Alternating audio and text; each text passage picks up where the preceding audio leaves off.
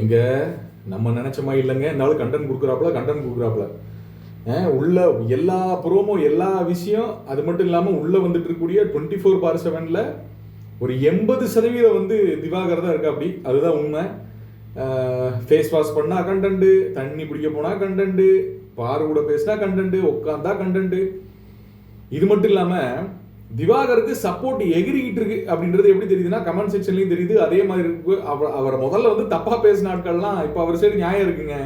அது மட்டும் இல்லாமல் வந்து என்னங்க அவர் நார்மலாக தாங்க இருக்கு, நேச்சுரலாக இருக்காருங்க, உண்மையிலேயே அந்த மனுஷன் அப்படித்தாங்க அப்படின்ற லெவலுக்கு வர்றது நம்மளால பார்க்க முடியுது. எத்தனை பேருக்கு அந்த மாதிரியான தாட் வருது அப்படின்றத கமெண்ட் செக்ஷன்ல போட்டு விடுங்க. ஆனால் அவருடைய ப்ரொஃபஷனை பற்றி பேசும்போது அவர் வந்து ஒரு மாதிரி டென்ஷன் ஆகுறது நம்மளால பார்க்க முடிச்சுல. என்ன வேண்டா பண்ணிட போறாரு அப்படின்றதுக்கு மிகப்பெரிய ஒரு விடையை வந்து திவாகர் கொடுத்துருக்காரு. இப்போ ஒரு மனுஷனோட ஆட்டிடியூட்னு ஒன்று இருக்கு இல்லையா. அப்போ எனக்கு வந்து நான் ஒரு சபையில் போனேன் அப்படின்னாலே ஒரு 10 பேர் இருந்தாலும் அந்த இடத்துல வந்து சவுண்டாக பேசுறது நம்ம கேரக்டர்லேயே இருக்கக்கூடிய ஒரு விஷயம். நம்மளால அந்த மெதுவாக பேசுறதுலாம் நடக்காது. ஒரு இடத்துல பேச ஆரம்பிச்சோன்னா ஆட்டோமேட்டிக்காக சவுண்ட் இன்க்ரீஸ் ஆகிடும். அந்த மாதிரி திவாகர் அப்படின்ற ஒரு கேரக்டருக்குள்ள அந்த ஒரு அவர் பண்ணிட்டு இருக்கக்கூடிய மேனரிசம்லாம் இருக்குல்ல.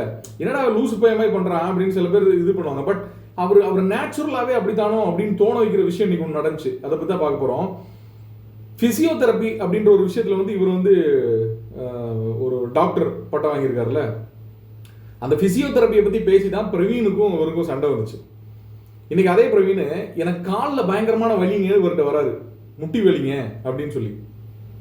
நான் கூட என்ன நினைச்சேன் அப்படின்னா, ஓகே சோழி முடிய போது திருப்பி சண்டை ஆரம்பிக்க போறாங்க. இவர் வந்து எனக்கு வந்து பிசியோதெரப்பியில் என்ன தெரியும்னு செக் பண்றதுக்காக இவர் வந்து திருப்பி வந்து பாக்குறாரு அப்படின்னு இவர் ஏதாவது பஞ்சாயத்து புதுசாக ஆரம்பிச்சிருவாரோன்னு நினைச்சேன். ஆனா நீ வாங்க வந்து உங்க பெட்ல படுங்க அப்படின்னு உடனே கண்டென்ட் வேற மாதிரி மாறுது. படுத்துட்டு காலை தூக்கிட்டு அதாவது எக்ஸ்பிளனேஷன் ஆரம்பிக்கிறார். லிட்டரலி அந்த இடத்துல வந்து எக்ஸ்பிளைன் பண்ண ஆரம்பிக்கிறாரு. இந்த இடத்துல இருக்கிறதுக்கு பேர் வந்து பாத்தீங்கன்னா நம்ம ஜவ்வு அப்படின்னு சொல்லுவோம், அதை வந்து லிகமெண்ட்ஸ் சொல்லுவோம், நார்கள் அப்படின்னு சொல்லுவோம்னா அவருடைய டெக்னிக்கல் டேர்ம்ஸ் வந்து ஆரம்பிச்சிடுறாரு. அப்படி ஒரு பிடிக்கிறாரு. பிடிக்கும் போது இவர் கீழே படுத்திருக்க பிரவீன் வந்து அப்படிங்கிறாரு.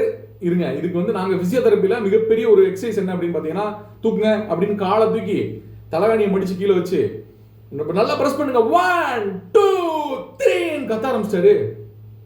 என்னடா அப்படின்னு பார்த்தா ரியல் லைஃப்ல ரியாலிட்டியாவே அவர் அப்படித்தான் இருக்காரு. It is a part of his.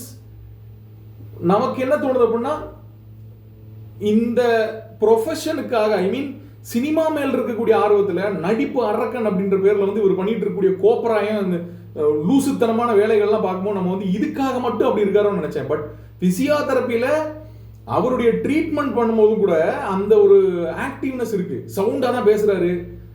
இப்ப இவர் வந்து சும்மா இந்த புள்ள சண்டை போட வந்துச்சுல்ல, ஜோ சண்டை போட வந்துச்சு. சண்டை போட வரக்கூடாது அப்படின்னு எல்லா இடத்துலயும் சொல்லி காட்டிக்கிட்டே இருந்தார். நமக்கு கூட கடுப்பாச்சு, எல்லா இடத்துலயும் போய் ஒரே மாதிரி சொல்லி காட்டிருக்கு அப்படி அப்படின்னு. அப்புறம் சரி அந்த அளவு இருந்தாலும் அப்படித்தானே அப்படின்ற மாதிரி நம்ம நினைச்சோம். பட் இந்த பிசியோதெரப்பியோட ட்ரீட்மெண்ட்டை பண்ணும் போது கூட அந்த மேனரிசம் அவருக்குள்ள வருது.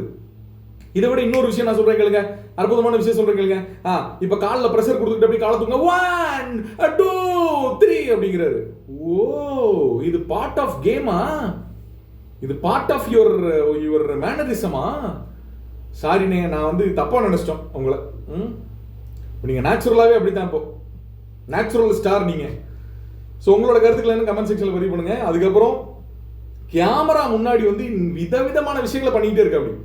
அப்படி இது பண்றது யாருகிட்ட என்ன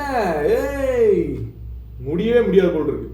இது எங்க ரிஃப்ளெக்ட் ஆகுது அப்படின்னு பாத்தீங்கன்னா, நேத்து நம்ம பார்க்கும்போது வரைக்கும் பாத்தீங்கன்னா திவாகர் வந்து 3வது இடத்துல இருந்தாரு ஓட்ல, அன்அபிஷியல் ஓட்டிங்ல. இப்ப 2வது இடத்துக்கு வந்துட்டாரு. உண்மையிலேயே 2வது இடத்துக்கு வந்துட்டாரு திவாகர். கருத்துக்களை பதிவிடுங்க. இன்னொரு வீடியோல சந்திக்கலாம்.